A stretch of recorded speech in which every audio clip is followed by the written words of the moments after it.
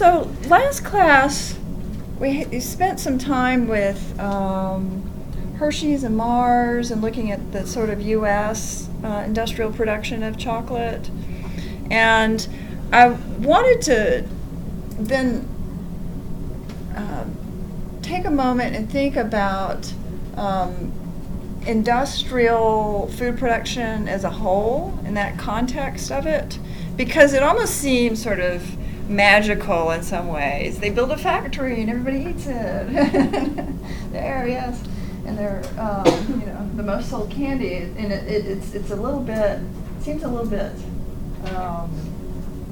like what's the right word, inevitable, But I think what I want you to work on over this week is thinking about how all of these are very specific sorts of choices. And though the idea of efficiency, it's an efficient idea within a very particular set of technologies and social choices and so forth. So in general, when you hear the term industrial food, what do you think of? What foods pop into your mind? Processed. Yeah. So it's like packaged. Yeah. I think of like schools. School food. Yeah. Those. And what is it about school food that stands out in your mind? Yeah. Giant cans. Big. Yeah. And I heard some. Terrible. Yeah. So really delicious, high quality, highly nutritious. I mean, those are all kind of debatable terms to associate with industrial food. Does it have to be that way? Well, yeah. Those are. So what it's particularly, you have. So we saw with the company histories of Roundtree, Mars, and Hershey's, this sort of acquisition of the machinery, of the technology was really what made the change, that you have this high capacity production. There's also, and for the virtual class, you're going to see this example, and it's developed in a fair bit of detail in one of the videos, about this blossoming of use of petrochemicals. And petrochemicals as fertilizers, and petrochemicals as pesticides. So it's a sort of industrial big take on how do we solve some of these basic problems in agriculture, at least. Getting the plant to grow, and then keeping other things from eating the plant until we want to eat it. So why does this happen in the 40s and the 50s? Why do you think this happens? Why is there this sort of we need to shift? We need a lot of food to like ration for the war. Yeah, but it doesn't happen during the war. It's more. After. It says after. Yeah, after the war. Probably because McDonald's just started out and like fast food started becoming a big thing. Yeah, but like what? The convenience, like Yeah. the convenience things. Well, was that World War II when women were probably expected to go back to work and not they didn't want to? So would that maybe change So yeah, there's definitely that social context where you have a shift in workplace, who's in the workplace and who's expected to be at home, and those sorts of stresses that or demands that places on making food. So there's part of that that's in the convenience issue. Yeah. Industrialization and increased technology. Yeah, industrialization, technology, but particularly advances in somebody else had a hand up. Yeah. Population explosion. Yeah, definitely like the baby boom happening. So concerns about feeding more people. And I think when they were evaluating soldiers for war, they found all these nutritional deficiencies. So they started fortifying foods with vitamin C. Yeah, so there's a lot of you have over the turn of the century, there are more concerns of looking at what are the components, like it's a scientific understanding of food in some ways. And then that's fusing also with treatments, medical practices that are shifting to a certain degree, and development of medicines and ideas of germ theory and that sort of thing. But this is a very particular sort of development, technological shift. It's this use of petroleum in new ways, and especially developing plastics, developing more reliable forms of fuel, which was really important in the war effort, right? To get the planes flying and the ships going and all that sort of thing. So it's coming out of that sort of military development, but people are figuring out, well, you can make all this other stuff. We have these byproducts that have these effects or have these qualities, and part of it is plastics. I mean, you have the blossoming of plastics at this time, but you also have the use of those same products from petroleum that have, they figure out these other properties. Oh, that actually works as a fertilizer. So I want you to see that kind of bigger context of that sort of historical development and how that, because we don't think of it as being terribly related to our food. But then the issue of mobility, how is it that people are more mobile at this point? More cars, right? Highways. Yeah, highways, more people, automobiles are more accessible to more people, and that's kind of this basis of this much more mobile society, and you're expected it. There's a higher expectation of mobility. And so, and it's part of this whole change that people talk about in terms, they call it modernization, and part of it is, the idea of applying scientific research and scientific principles to basic problems to try to solve them, but also this taking industrialization and really, developing it to its fullest extent. So what do? You standardize things. And how do you standardize in agriculture? What are some of the ways that you come up? Because you think of a home garden, what is it like? And you all have gardens at home or your family members? Yeah. What are they like? Inconsistent? Yeah. What were you going to say about that? Big. Oh, how does your garden grow? This year. How big is it when you say big? It was pretty big this year. We had sweet corn, tomatoes, peppers, pumpkins, and a bunch of other stuff. But it wasn't 40 acres of one kind of corn. Yeah. Okay. So that's quite a dramatic shift from lots of different species of plants, all in a pretty small space. And even when it's a big garden, how big is big? Like bigger than this room? No, probably about this room. Yeah. Sure. And how many, you and who else worked on it? So the two of you. And did you run out of vegetables? I mean, like, was it barely enough I'm to? still eating them. So this little pot can actually feed a lot, which is part of the point. And that's also the point of the industrial production, is that you can take this one section of land and really intensely,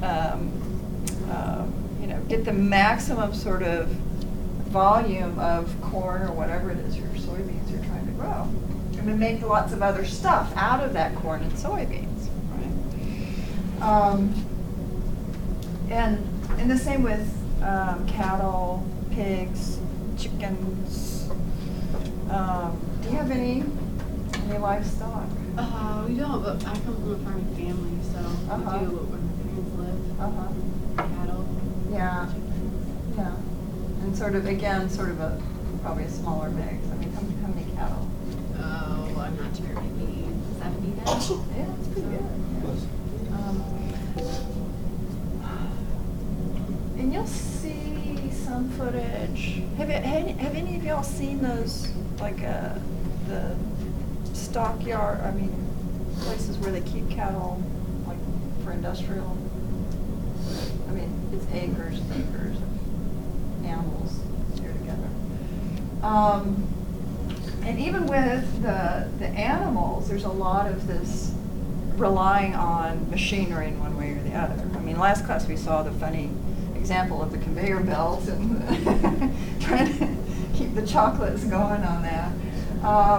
But it's applying that factory model. It's like you're taking a textile mill and making it into a soybean farm. You know, you're taking that sort of design, the scale, just taking all of those different elements. And then if you're making those sorts of choices and you're creating very standard practices of a big area with one thing in it that will make the machines run, like a harvester will work. Whereas if you ran a harvester through your garden, you have all these different kinds of vegetables and it's not going to pick the right everything. It's they're built for corn or they're built for soybeans or one particular crop. What does that also mean for the expectation of the consumer when you go to purchase food that's industrially produced? What do you expect? Yeah. It's going to taste the same. It's going to taste the same. It's going to look the same. It's going to smell the same. I mean, everything, it's standardization on that end too. And so, some grocery stores, you might have noticed, have started carrying things they call heirloom tomatoes. And what do they look like? Different colors. Different colors. And have any of you bought them? And they, Like awkward to cut because they're so weirdly shaped. yeah, weirdly shaped. And so you can push the experience back to, say, the turn of the century or into the 40s and 50s with new sort of foods coming in, or even, apples or whatever.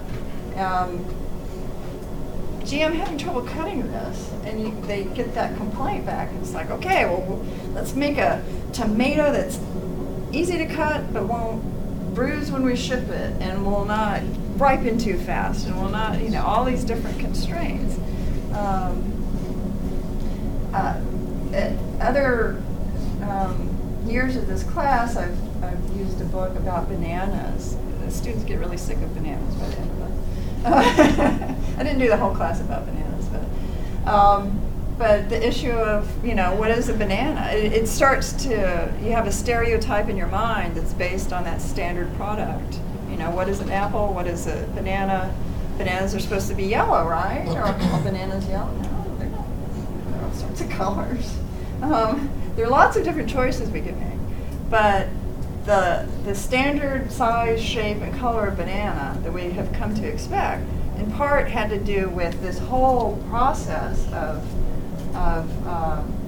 agricultural practices, and then also getting the stuff from wherever it's being grown to wherever the people are purchasing it, right? And so if you have variable size stalks of the bananas, it becomes this issue of, putting it in the ships to ship them over to a port in the States to sell them. Well, now it's much easier if you can have this standard size, and so and with that comes a standard size of banana. Okay, and then the packaging, right? Yeah. And so, are some of you really dedicated? Like you have a particular cola drink that is your, like, how many Pepsi drinkers, how many Coke drinkers? Dr. Well, that's kind of rebellious. And you'll have these really deep, like, fights in families about their cola drinks. Why'd you get Coke? I don't like Pepsi. Yeah. So you have this very, but what is it? It's a bubbly brown, sweet drink, basically. I mean, how different are they? How substantially different? It's just, these variations. And a lot of it's the branding. And you can see that even in bananas, like Chiquita versus Dole. What were you going to say? I don't know if I said this in this class, but they did a blind test, a taste test for Coke and Pepsi, and when they did a blind one, people liked Pepsi better.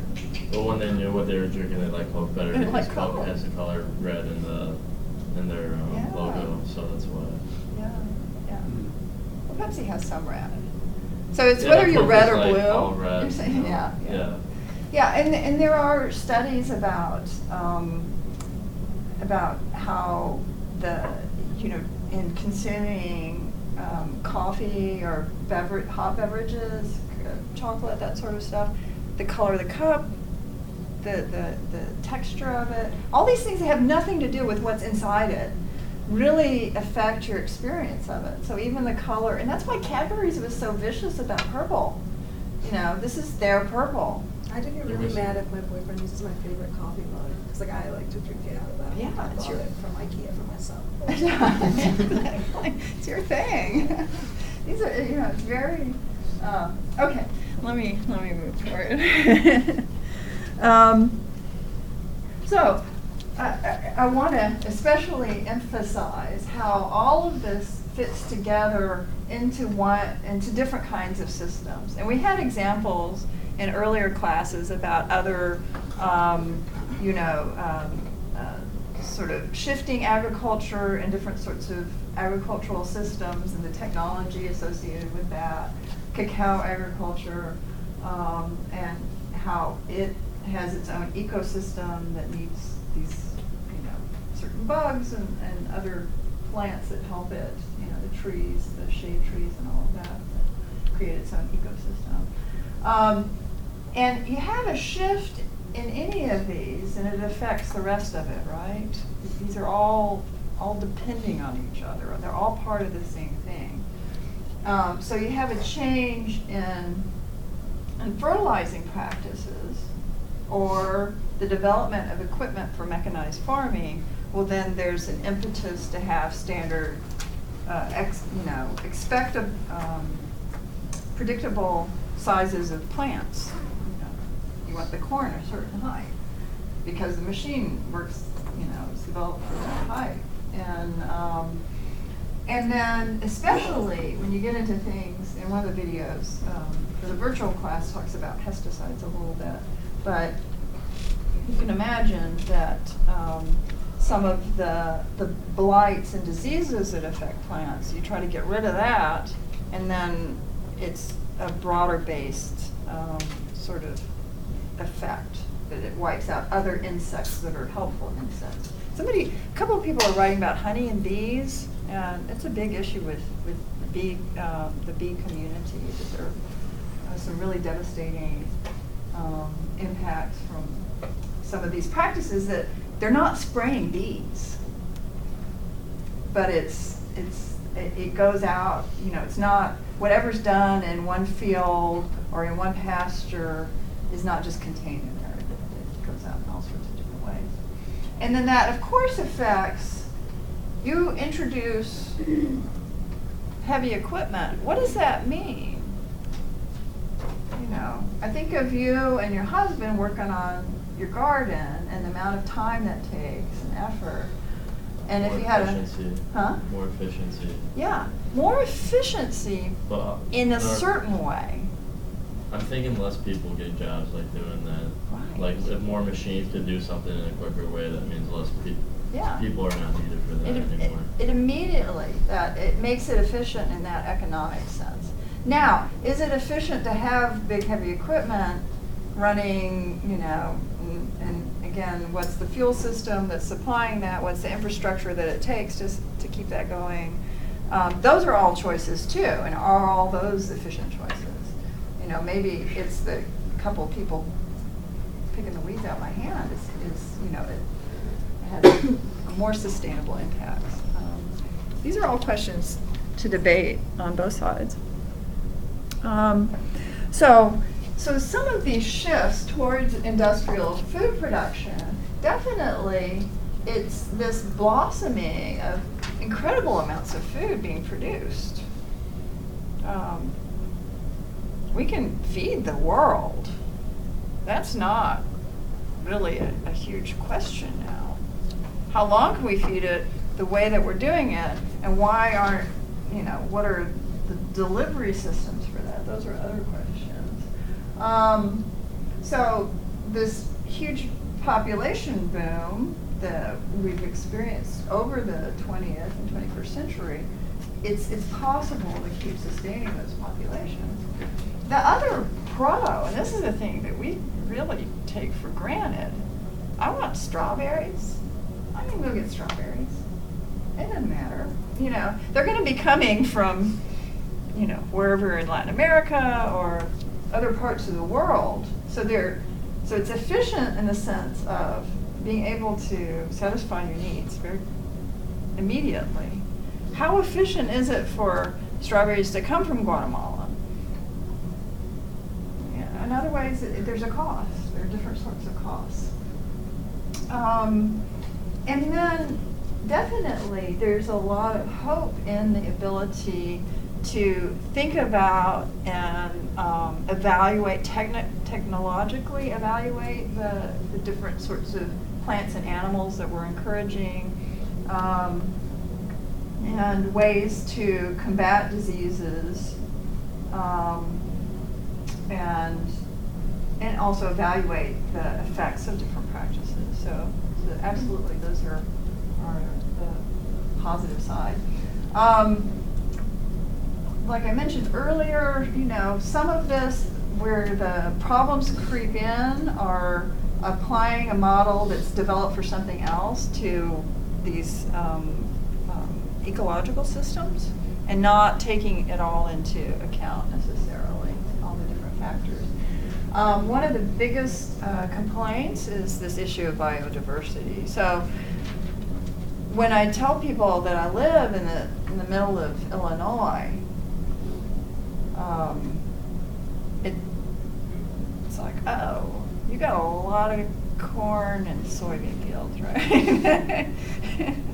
That's you know, their image is not of a hugely diverse environment.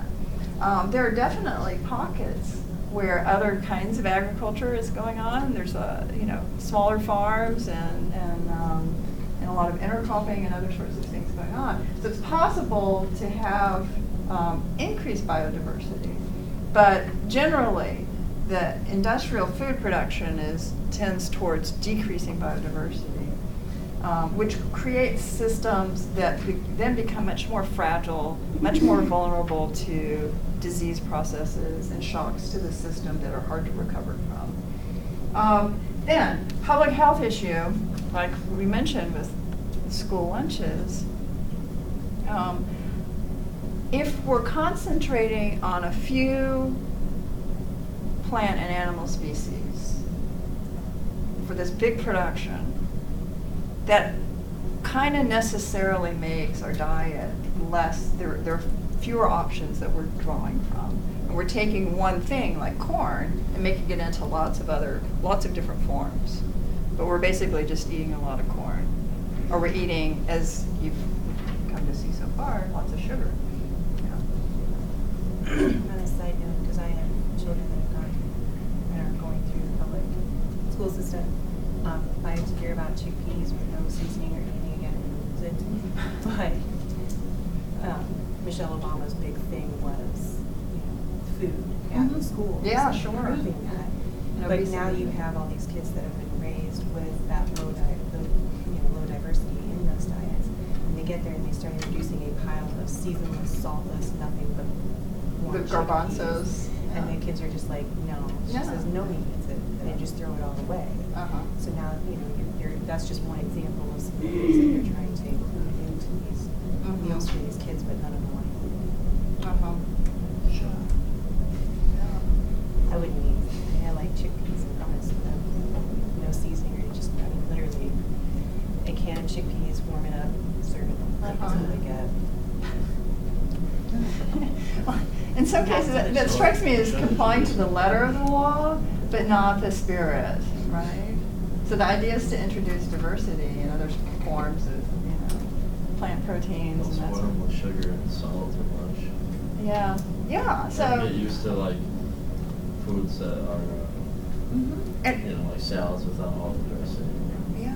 There's other things that add flavor that aren't like sugar and salt, Mhm. but because that's just the That's easiest, true. it's all the schools like willing to eat it. And that's like the heart of this lecture. Why do we expect so much sugar and salt? Because it's an processed food. That's Yeah, why. it's integral to processed foods. It's part of the preservation process. And it's sort of like they're not used to a pile of chickpeas in front of them. Well, it's not intrinsic to human nature to have massive amounts of salt, sugar. It's just these are the choices that are the result of this system that we've chosen and that we're part of. Okay, and then some other issues that we've already brought up, like for the con side, the jobs and access to land. So, giant agribusiness, who owns that? Corporations. Giant corporations. These are big, big, Monsanto powerful or businesses. whatever. Huh? What's that big corn, Monsanto one? Monsanto. Yeah, you'll hear a little bit about Monsanto. Another one that's in this area is Cargill, which has been mentioned a time or two. There are a few giant companies that control a majority of the industry. So it's this kind of monopoly on our subsistence. Yeah. I think it's so weird that they genetically modify fruits and vegetables, things you don't think of as industrialized because they're natural, but how they have grape flavored apples now, that's not natural. Cotton candy flavored grapes. Yeah. Yeah. Oh yeah. Oh, that's good. Uh-huh. And I everything think under quality, you could also argue the economics of it, because it's so much easier to mass produce some sort of corn, put a bunch of stuff we could say in it, Uh-huh. and make it cheaper. Yeah. And you want if you actually want to be healthy, you want the wrap farm stuff, it costs 2-3 times as much. Right. And so you see that even with the chocolate bars, right? Hershey's cheap. These other, real single source things are expensive because it's expensive. But why? So the question to ask is, why is the industrial food cheap? Is it intrinsically part of industrial production that it's going to be cheap? I think it's because more people eat it. There's more of a supply and demand for it. But is That's that my guess, is that more people eat it, so it becomes cheaper. It More people went organic. If everyone started eating organic, eventually it would become cheaper. People can't ever do that because, I don't think that they're doing it because it's demand. I think that people demand that because it's cheaper. They Yeah. know that there's poor people out there, or just lower income people, Uh-huh. they can't afford organic food because people in charge know that people can't afford that. So if you just keep the shitty stuff cheap, more people will buy that. Yeah, and love that. and then also, how does that become cheap? Well, you'll see some introduction, and then definitely in that Fooding the book, you can read about some of these things. There's subsidies. Our food aid bills are supporting agribusiness, so they're giving, they're boosting. If there was absolutely equal support for other kinds of farming, then that would make the prices more equitable. And then you also have the interaction of the primary growers of corn that are giving cheap supplies to large corporations like McDonald's that are producing cheap food, but it's all this, there's a lot of political architecture that's supporting those cheap prices, yeah.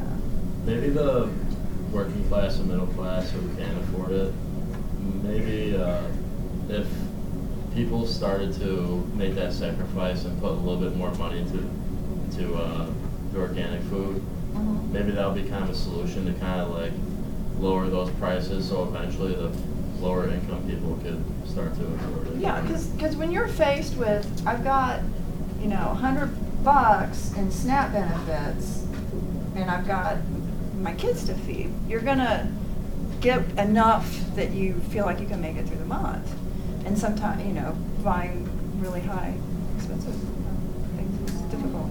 At one of my other Android classes, we had watched something where it was like a part of LA that was really, really poor, and healthy food wasn't even offered to them. Like, there was no grocery store. It was all fast food, and then they started doing like the little plots on the sidewalk, then like on the curbs. Like they started doing that, community gardens where people could actually get that kind of food. So sometimes it's not even an option. Yeah. Oh yeah, absolutely. And then even if so you have food deserts, places where there's very little access to food, and then within those grocery stores, it's the choices of those buyers of what foods to carry too, and then that limits it as well.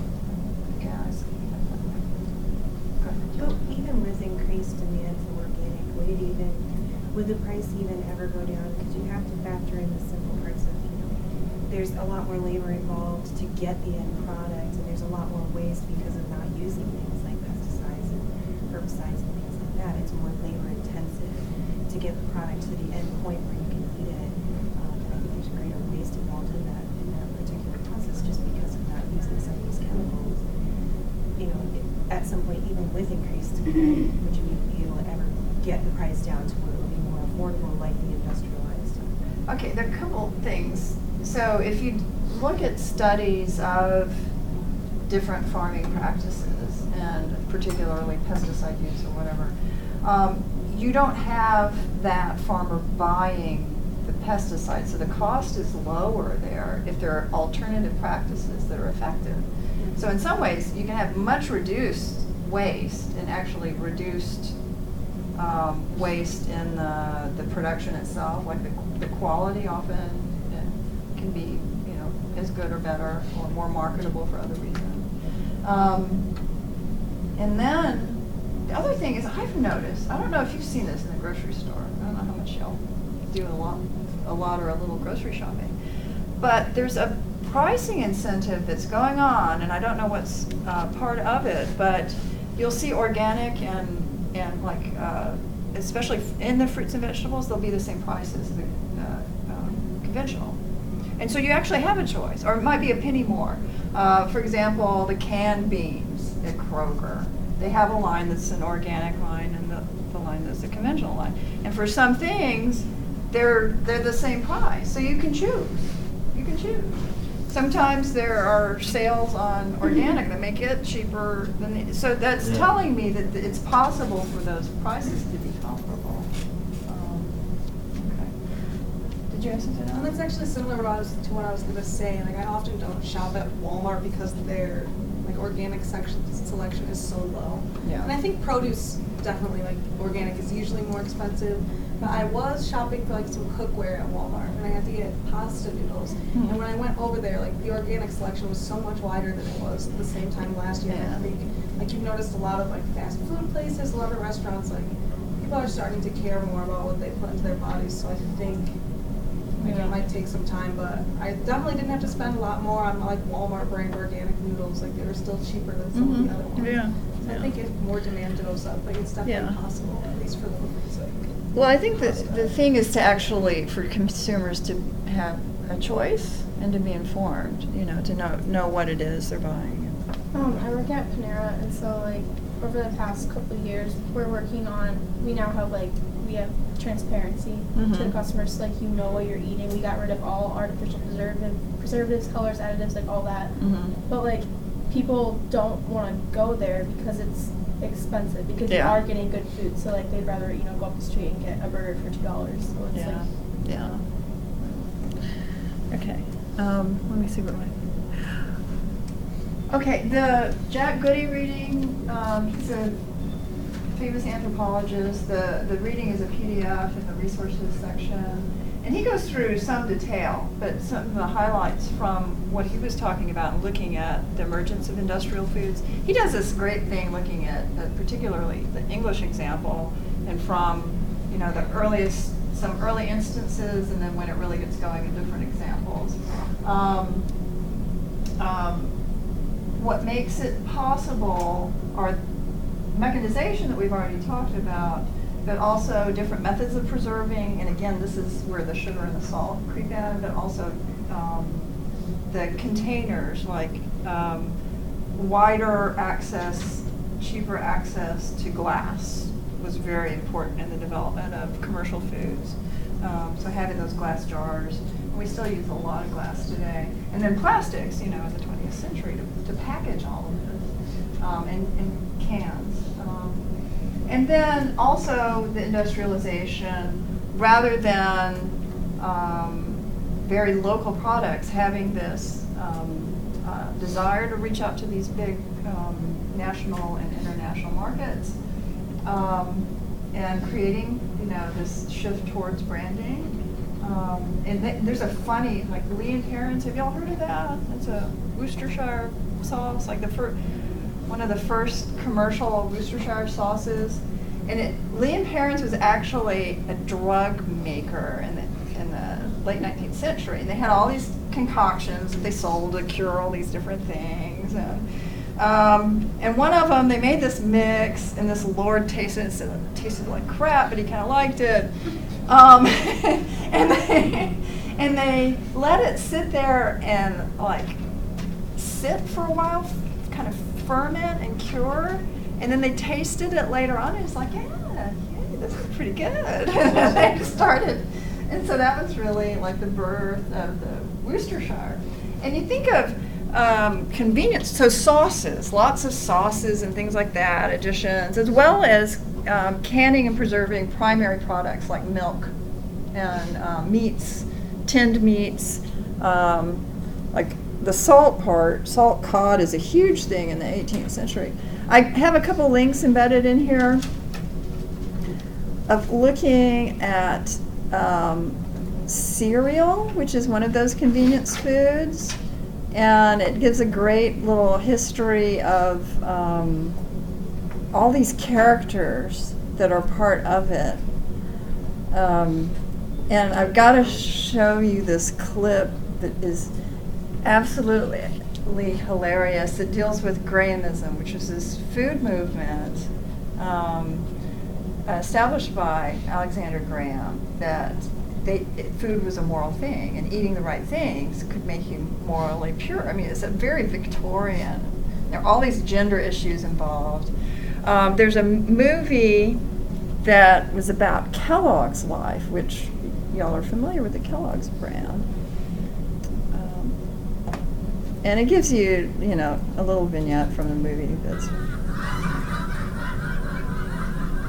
Anthony Hopkins is in it. Sir, how often should one be dishonoring one's bowels? One should never, ever interrupt one's desire to defecate.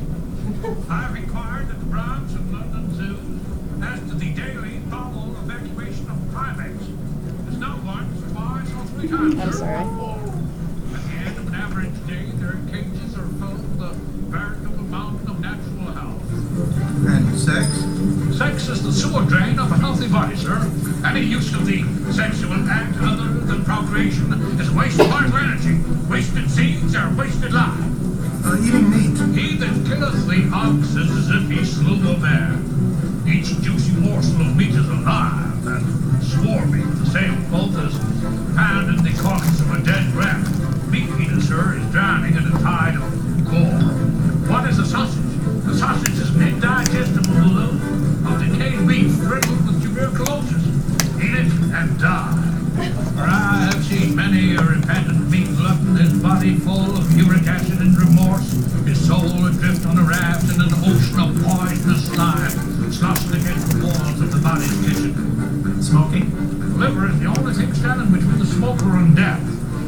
also certain other things have to be avoided, like feather beds and romantic novels and the touching of one's organs. Masturbation is the silent killer of the night. Vilest sin of self-delusion, sin of cold. Dr. Kellogg, how did you come to invent the cornflake? Cornflake, sir, is just one of 75 of my creations for healthy living. Among them, peanut butter and the electric blanket. And what about your imitators? There are 103 other cornflakes presently being manufactured here in Battle Creek. Sir, corn is the Indian's gift to the New World, and the cornflake is my gift to the entire world. And what do you think about your brother?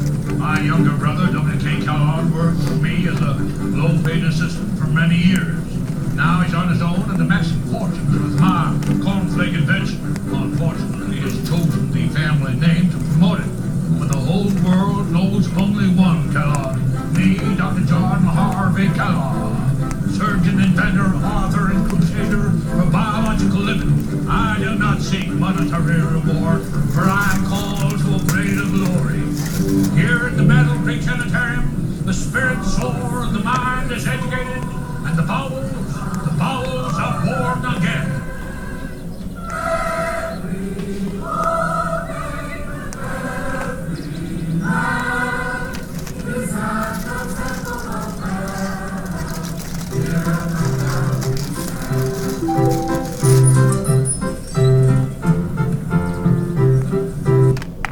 So you can see. That's the guy who played Hannibal Lecter. And this is not fantasy. I mean, these are the sorts of things that Kellogg would say. And he was part of this movement with Graham, and there's this whole connection of how we eat builds our moral character, certain foods and certain activities. Like the main thing was to control lust. That was the downfall of people. Yeah. No, and when you were saying that, like anything other than like recreating like any sexual act, Yeah. that's the control. Like I'm writing a book Yeah. on that right now. And Yeah. that's a big thing. Oh yeah, absolutely. And it's particularly, there's a lot, and I'll talk about this in some other classes, this control of women and reproduction and sexuality. It's all bound up in that. But yeah, your wholesome breakfast cereal is really it's based on that. So that's part of this industrial production too. Is choosing a particular direction for the diet to go. And then you come to another situation. I won't be able to work all the way, or I'll do it sort of somewhat quickly. But you have some examples of China and the market in China for chocolate, and sort of some of the difficulties in reaching that market, and how it fits into Chinese foodways. So particular choices. And again, this is especially an analysis of looking at the big chocolate producers, Cadbury's, Nestle, Hershey's, and Mars, and how they succeed and how they don't. And there's just a couple chapters from a book that I have that you can look at that. What company do you think is the most successful in China? What would be your guess? Cadbury. Who makes Kit Kat, that company? Is that Mars? It's Mars, actually. So Cadbury, they had this fatal misstep because there was it was fairly successful in the Chinese market, and then they switched to a Chinese producer of the chocolate, like a Chinese factory, and the taste was different, and there are a lot of anxieties about industrial food production and food quality in China itself. And so I'm going to pass around. I want to distribute this. I'm going to talk about the Chinese example, and as far as fast food too, as industrial fast food, briefly, just an example. But when we think of chocolate, the chocolate, industrial chocolate, the chocolate product, it's supposed to be what? Sweet and brown and have a particular taste. So that means that automatically excludes another main component of cacao, the cocoa butter, is not being part of that. So what do you do with that? Well, one answer is, I finally got some. I found it at Walmart. Here's cocoa butter that y'all can, oh, I can't get it open. Yeah, it's got a little seal. Oh, here we go. Okay. I should ought to do it. So you can sniff this. You can touch it, whatever. That's fine. You know what it has in it? It technically is. I think it would taste sort of yucky because it has perfume in it. But it's got sunflower seed. They're all like comestibles that are part of this. And so it's basically, yes. And the dyes that are part of the color are not, they're edible too. Okay, and then there's white chocolate, and this is just the Lindt white chocolate. So the edible version, but by and large, most cocoa butter goes into the cosmetic. So that's the industrial solution for that part. Okay, as we pass that around, yeah, and I embedded a link in here too. This is a huge market as far as for industrial production and industrial consumption, and it's projected to really grow. Do you think like when the chocolate started like being branded in China that it was like kind of like a big uproar because like the chocolate was like doing like because it wasn't exactly healthy because there's so much sugar and so much. No, I don't think that was the concern so much. It's just the rest of the foods and flavors and so forth that people in China were most familiar with. Chocolate wasn't as easy a fit. I think, at least that's the perspective that the one reading has. I have this question in my mind because actually there are very early examples of money, like chocolate coins, money in this shape with the foil on it from China, very early ones. And like in the shape of not European coins, but these ingots of silver or gold, and with Chinese sayings stamped on them and all that. And so it's not like this was a weird, it just wasn't fitting in, I think, in other ways into their foodways. Until the 1980s or so is when they make this big shift. And part of it, we can look at sort of the idea of industrial food, easy food, these foods that are sort of additions and that sort of thing. And what is fast food to us? Very standardized. What is a fast food restaurant like? What do you think of it? How would you describe it? Low quality, Quick, efficient, sort of, should be clean, right? Isn't that our main standard? You go into a McDonald's and there's stuff on the floor and you're just like, oh no, not even. But that's a very, that's a culture of its own that's been developed over time.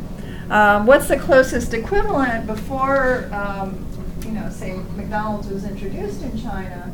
You have these like little box foods that are easy, like quick things to carry out, but they weren't considered at that point by the Chinese as meals. And Shun, you can tell me if you disagree with it. This is like one anthropologist's analysis of some of these things. So you have these sort of convenience foods, but you don't eat it in a restaurant. You don't have a particular place, and it's just this quick sort of way to get some food. And look at what's included. It's a fair variety of things that you would probably consume in a regular meal. And then you have these other things that are kind of other forms of quick food and snacks. But what's really like the emphasis in eating, like to really eat, is to enjoy it. That it tastes good, you savor it, you spend some time with it. And that the quick eating, it's almost like it doesn't count so much. It's not really a meal. And then you had under, this is like in the 20th century with, you have these state-sponsored dining places that are kind of canteen-like things that contrasted with, these are sort of the closest thing to a casual restaurant. But it was very set and regulated as far as a specific time for the meals, a very limited set of foods that you could have. There wasn't a lot of choice. And the people who worked there, in most cases, were assigned to work there, so they didn't really care about it. It's kind of room service sort of things, or the accounts that this anthropologist got. Whereas the restaurants would be the things that were considered restaurants, very formal, like what we would think of as a fancy restaurant. And they're very gendered and status oriented. And so if you're a woman going into a restaurant in this sort of situation, you're like the arm candy. Not supposed to talk. It's sort of this very testosterone-y, male-driven environment. And so what happens when you have McDonald's, the first McDonald's opened in Beijing? First of all, great choice of colors, McDonald's. Red is... Red and yellow. Yeah, the red and yellow works. And in all of these different points, the setting, the service, and the presentation of food, the experience of it in these initial years was this very, very positive thing, but probably not in the way you'd expect. Because we think of fast food as being fast, right? The interpretations, the narratives that the ethnographer got was that these are beautiful places. McDonald's is beautiful because it's so clean. You can see everything, like having that window into what people are doing was wonderful. That it was a very modern looking sort of setting. And that everybody, this sort of social equality in terms of gender and status, that if you work in a fast food restaurant, what are you supposed to do? You're trained to smile, say the same kind of thing to whoever it is, whoever walks up, it doesn't matter. Well, this is like a big thing. And that, the diversity in the menu, all the different choices. And so it becomes this place, it becomes a place to take a date to. Like, this is, if it happened. Whereas, if someone's, you get asked out on a date, yeah, we'll go to McDonald's. You're like, girl. I don't know. It was relatively expensive food, and so it was expensive. And what do you do when you're socializing on a date? You spend a lot of time there, right? And so this was a place that people hung out. I mean, this ethnographer saw people for hours, like hours and hours, spending a lot of time and enjoying the whole experience. And it was also a safe place for unmarried, younger people to go and spend time, and it seemed very safe, as a good environment, a healthy environment. And that the very regular and standardized way of producing food was seen as a scientific kind of food. And so it was seen as an advance in some ways, or appealing because of that. So here's the image that, everybody follows the rules, good way for kids to learn how to be modern, all this social equality, women can socialize, quite freely or go there on their own, and there was no stigma attached to that. some of the comments though about the food, it was seen as more scientific, but that like an hour later you're hungry, so it's not filling and it's substantial in the way that home cooking would be. So the bottom line, you know, with this industrial environment and consuming food, that the way it was taken up in China, you know, at least in these initial stages, that the fast wasn't important because you go there and you hang out.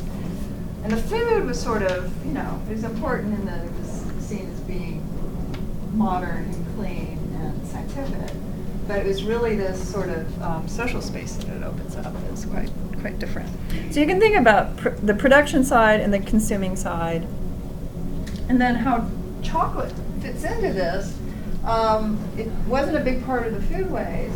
1980s they introduce it, and it's a gift item. It's something, and so if it's a gift item in this context, it has to be, you know, seen as a really nice kind of indulgent thing, and that's how these companies were trying to fit into that, which had more or less success. Okay, taste the white chocolate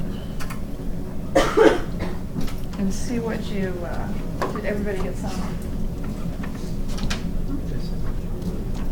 So what is it, and what are the flavors that come out to you? Vanilla. Anything else? Does it have a chocolatey sort of taste, or any of the like the other kinds of flavor notes we've had in other? What about the texture?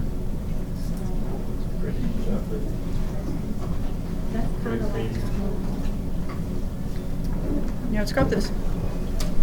I think the chocolate the chocolate flavor hits you early, and then like the later flavors are more the sweet and the vanilla for sure. Yeah.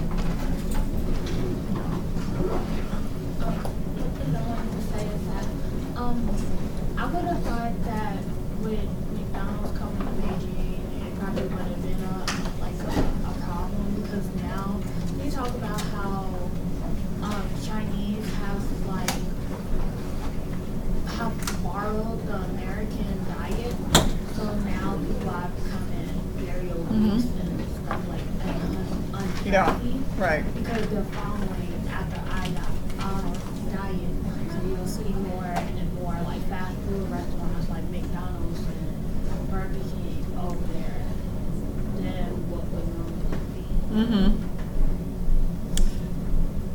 be. Yeah, so there's, I'm not sure about the degree to which, I think there's concern about changing traditional diet, or not traditional, but changing to a industrialized diet and all the increases in fat and sugar, and especially many Asian cuisines tend to be rather lower in fat, though you certainly can find examples. I know we're running out of time, but a good point about the whole corporation and monopoly thing is the book, The Jungle. I don't know if you've heard of it or read it. Yeah. But basically it's like the more monopoly there is in the food industry, the worse like quality food there is, and the more they can get away with and what gets put in your food. Oh yeah, there's some horrible things that you'll read about. That was from like the 20s or 1920s. Right. So it was pretty like what was in our food. So yeah, and there's scandals about like bits of brick and chocolate and The Jungle. The Jungle. Yeah. What would the brick do? Like just to make it weigh. Back in the day, there was like a filler. Like a filler to make it weigh more. Like you have 6 ounces of chocolate? No. No, and it's also just poor practices in a factory. And so that's where there's a lot of disquiet about food quality in industrial production, because you can have bacteria, all sorts of things, as well as like objects that you don't want as part of that food that can end up in there. Okay, have a good rest of the week. Have you ever been to a grocery store on Main Street downtown? I don't remember what it's called, but it's like right across from